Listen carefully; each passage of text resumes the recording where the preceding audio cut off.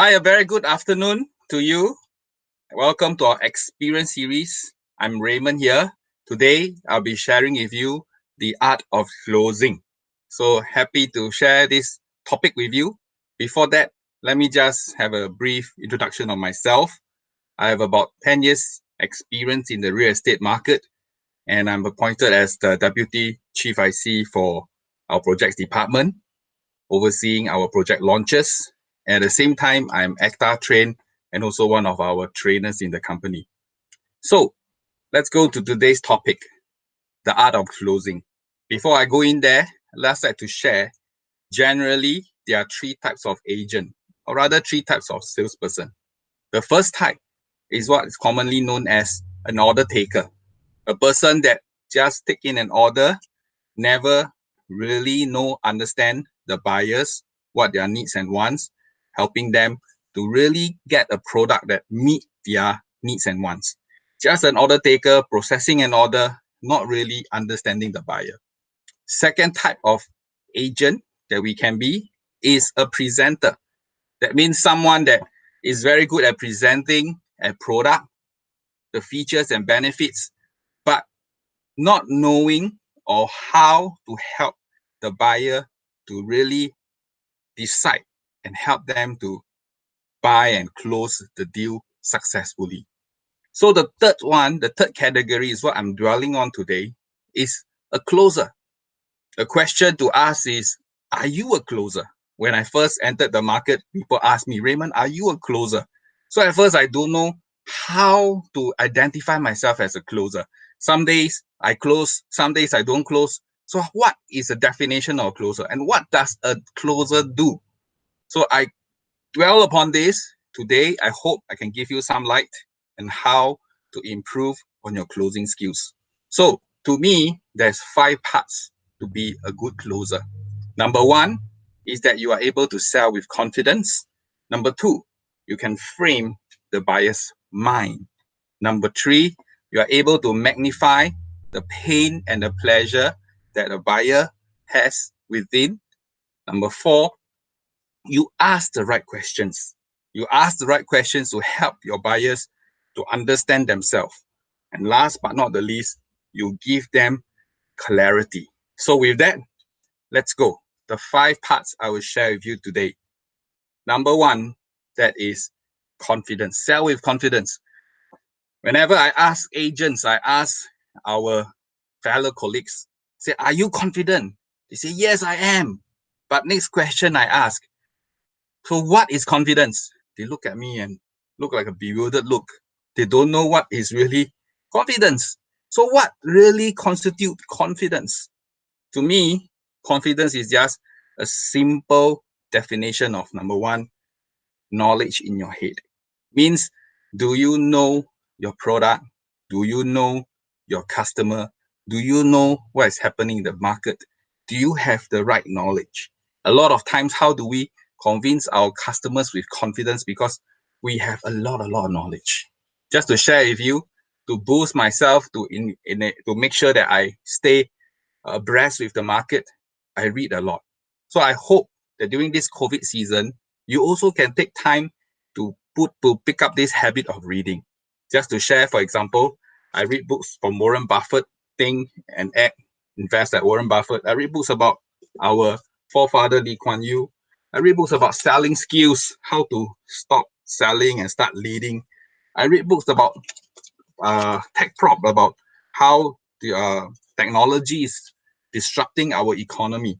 So in a way, when you have knowledge, I believe you can have confidence. Number 2 is believe in your heart. Knowledge in your head, believe in your heart.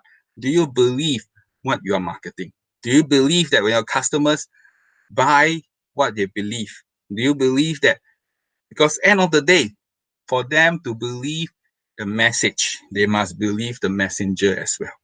So this is first part, selling with confidence. Second part, which I will dwell a bit more, is about framing of the mind. What is framing of the mind means? Basically, it's a situation, it's helping the buyers to understand the situation, making meaning out of whatever that's happening around them. They are toggling with a lot of information. They are toggling with a lot of options. They don't know really what is the best decision forward. So you got to help them. So for example, right now we are in COVID. How do you pre-frame them? How do you frame their mind to help them to move forward? One of the ways which I shared in the webinar is asking them to consider what is the long-term effects of all the stimulus that's flooding the market. Another way is you ask them, why are buyers still buying today? This is a way to frame their mind and start them on a thinking route. So framing is definitely important because it will help to make your idea looks beneficial. It gives clarity. Just like you put your hands out as a triangle and you close one of your eyes, you look through this triangle, everything is clear within this triangle. It helps to give clarity and focus. And frankly, no communication is free from framing. Just for example, if I ask you, if you see a bottle, 2 bottles of milk at NTUC, one says 97 fat free, the other say 1% fat. Which one is better? A lot of times we go for the 97% fat free because we see the big numbers. But yet, if you look deeper, actually the 1% fat is better. So what are the framing techniques I like to share with you? The first frame, I'll share with you 6 frame. The first frame is the last frame. What is the last frame? The last frame is because in the market, if there's too many choices for the buyer, it becomes a bad thing. They become overwhelmed in an ocean of choices that they cannot decide. Just like if you tell your buyers, so there is 63 new launches this year. Wow, they will be overwhelmed. But if rather you help them to know, also you're looking at the East. So what are the new choices? What are the new launches in the East? Straight away, you streamline them and help them to see clearer. Second frame that I'd like to share with you today is called the experience frame. What is experience frame? Basically, you are focusing on the experience they get to enjoy, meaning what kind of experience they'll go through once they buy into the product that you offer. So for example, you can share with them, sir, can you imagine your friend's reaction when they learn that you bought a District 9 project? Wow, isn't it? And imagine when you invite them over for your celebration in your function room with a chandelier on top and a concierge service serving them. What an experience. So things like that, you focus on the experience, it helps them to understand better what is the benefit of the product. Framing number 3 is what I call the comparison frame. The comparison frame. Sometimes your product is good, but only when you put it against another product, then it will enhance the beauty of your product. Just like, for example, you may be marketing a product in RCR or even CCR at 2001 per square feet.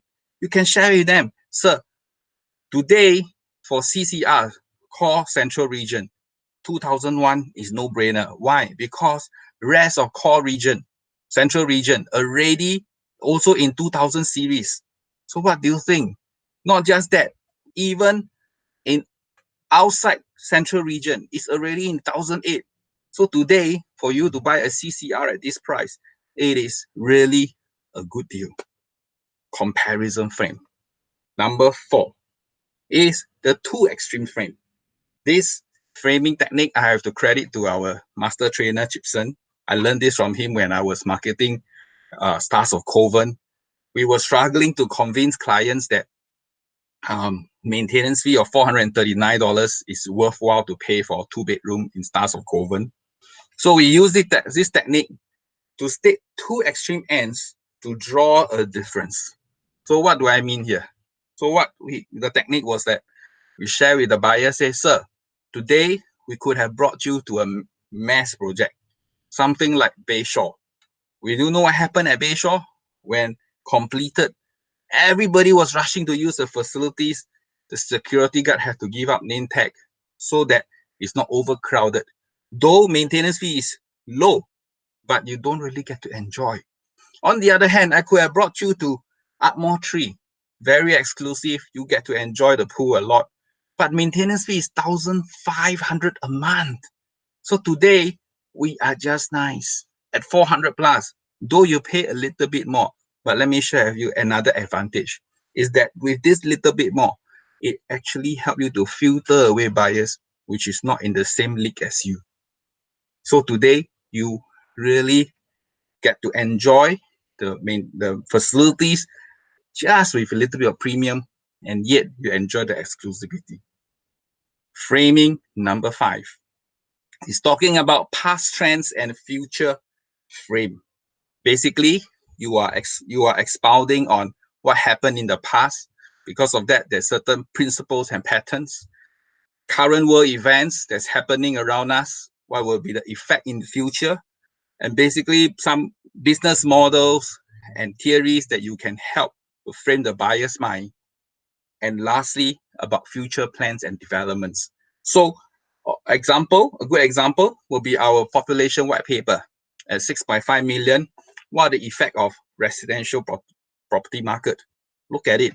One way to frame your buyer's mind. Frame number 6 is what I call the famous people saying frame. Means you frame people with famous people's quotations. For example, Warren Buffett says, price is what you pay, but value is what you get.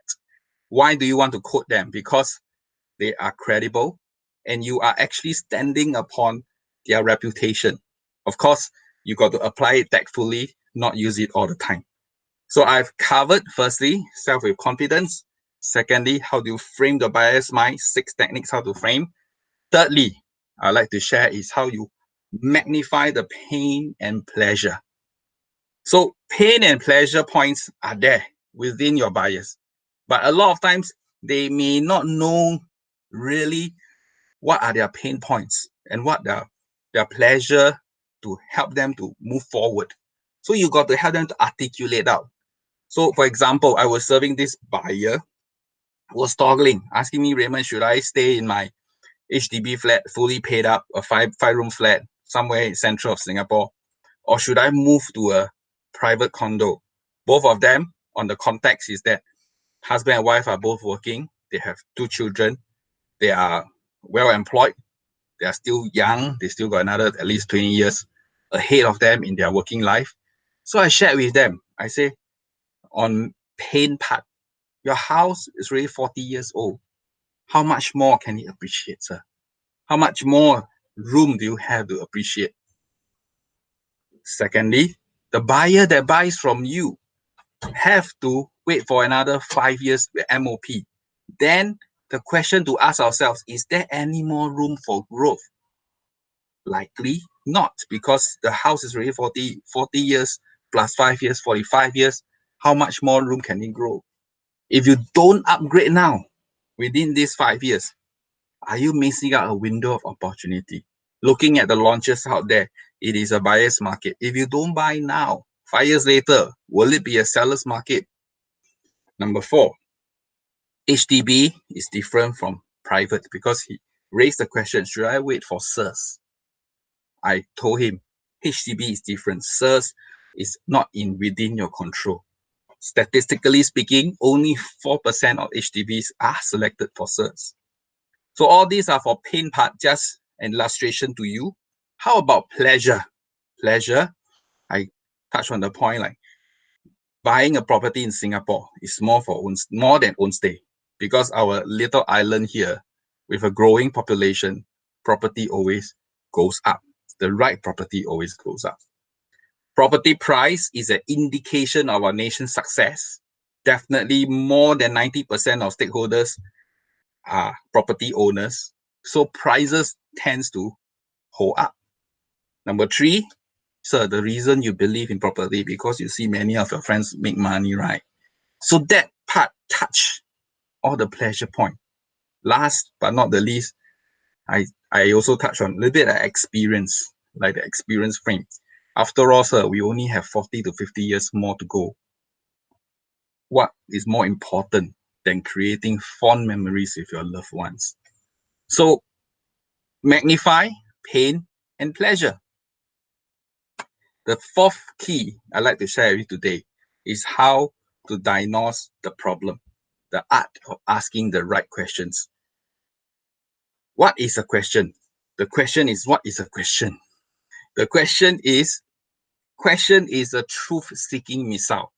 It's a way for you to dig out an answer from the buyer, from the customer. And it's actually most of the time a human's compulsion to answer a question. We all know that questioning is important, and very often we only can think of open-ended question or closed-ended question. But let me share with you something.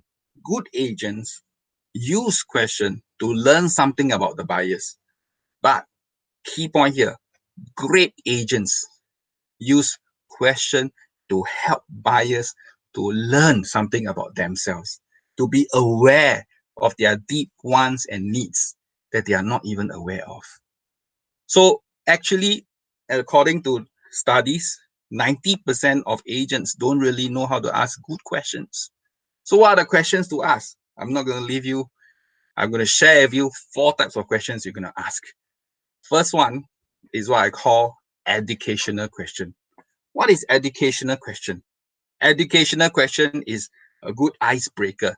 It's questions that stir their mind, delivers a value, help them to be awakened and be really curious about what's happening around us.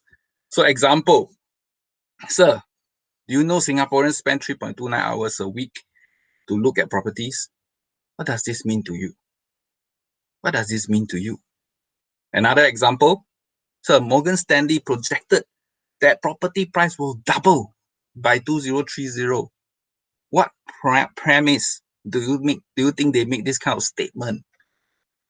Example number 3, Heng Swee Keat, our finance minister, highlighted that cooling measure won't be removed in the midst of COVID-19. Why? Why such a statement? Why? Why are cooling measures needed in Singapore? And number 4, buyers are still buying in the midst of this crisis. Do you know? Do they know something that you don't know? So first question, educational question. Opens up their mind. It's great for asking when they are not within a show flat or not in a listing with you.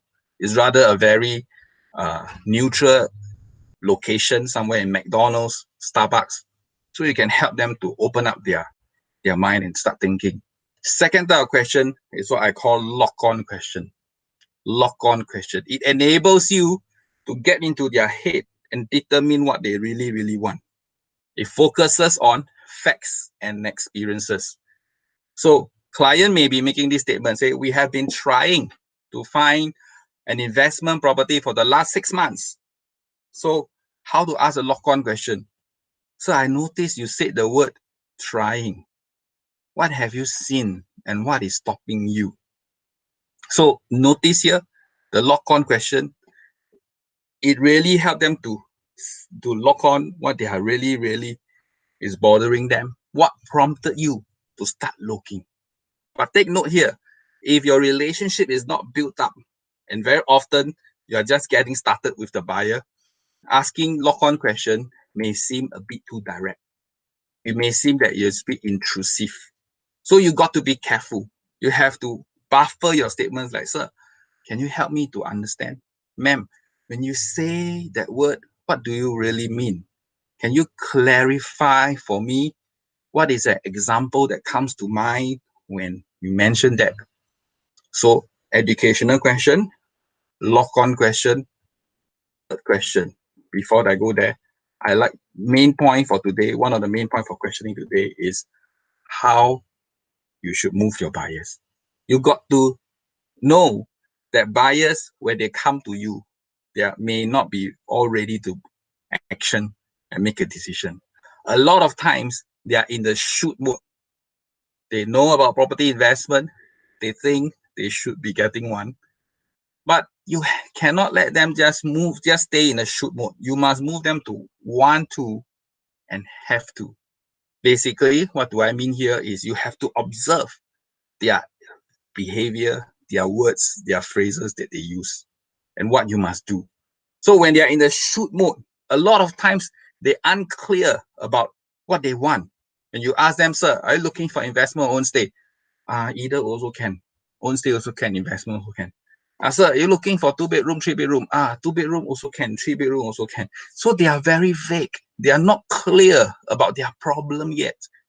They are in the maybe mode. We'll see, not right now.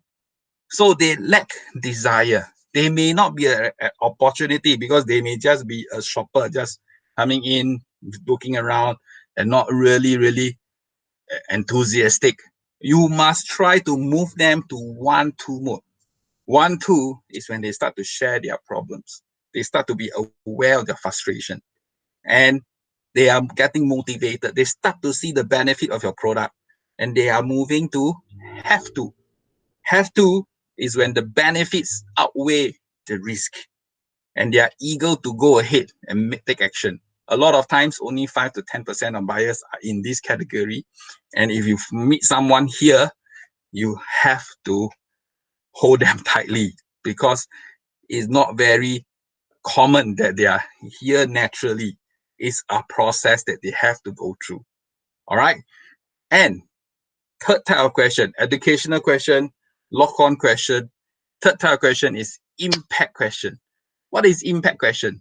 See, many a times people, when they desire, but they're still reluctant to change. Why? Because change takes a lot of effort. Changing a house takes a lot of effort. The money, the time, the resources, the aggravation of going through all this process. So you have to help them to realize the negative impact. Ask them questions like, sir, how does this problem affect your family? How much time do you spend looking at properties for so long? Since you started for looking 2 years ago, how much has the market changed? So these are impact questions. You have to ask them to make them realize the negative impact. Fourth, the last type of questions is what I call vision question. Vision question. It focuses on positive, not just negative, but positive. It focuses on their needs and wants, their desires. A good way to ask is the power of if. The power of if. Questions like, sir, if you can own 2 properties by the time you retire, how would it affect you personally? So if you can see a safe way to build financial freedom in 20 years' time, will you take action now? See, basically, clients want success, they want security, they want peace of mind and simplicity. So I've covered 4 types of question: educational question, lock-on question, impact questions, and vision questions. Last part for today is clarity. Clarity. Why do you need to give clarity? Let me just paint an example. Let's say you're driving along the west coast of California, right next to Pacific Ocean, and you know you got to drive carefully because although it's windy, 2 lanes, but if a misturn, you will go down the slope. So in the midst of driving, you are driving within speed limit. Suddenly, let's say a fog comes in and it blur your vision. What would you do? Likely you will slow down. Likely you even stop, turn on your headlight, and or rather even wait for the fog to clear. So now is a time of this COVID situation. It's just like a fog that just comes in. What you have to do? You have to help your clients to have clarity. Only when you help them to have clarity, then they are able to move forward again. So, top 3 questions that buyers may have, I put before you like a script. How should you answer them? Number 1, some of them may say property price will drop due to COVID-19. It's better to wait and see. So you may answer, sir, I understand your concern. Definitely this crisis affects the market to a certain extent. But let me share with you. We always agree first, then you share your points. Why the market will hold up well? Number 1, because of developers' costs. Property market is different from stock market. Stock market is driven by fear and greed. Developers, frankly, they have holding power. And from what we notice in the market, most of the mega launches already achieve 40 to 80% sold status. And despite of the current situation, do you know that more than 40 units have been sold within this short 3 weeks?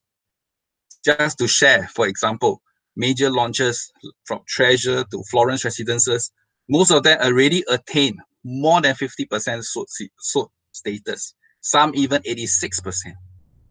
So at the same time, second reason, upcoming launches will be launched at a higher price.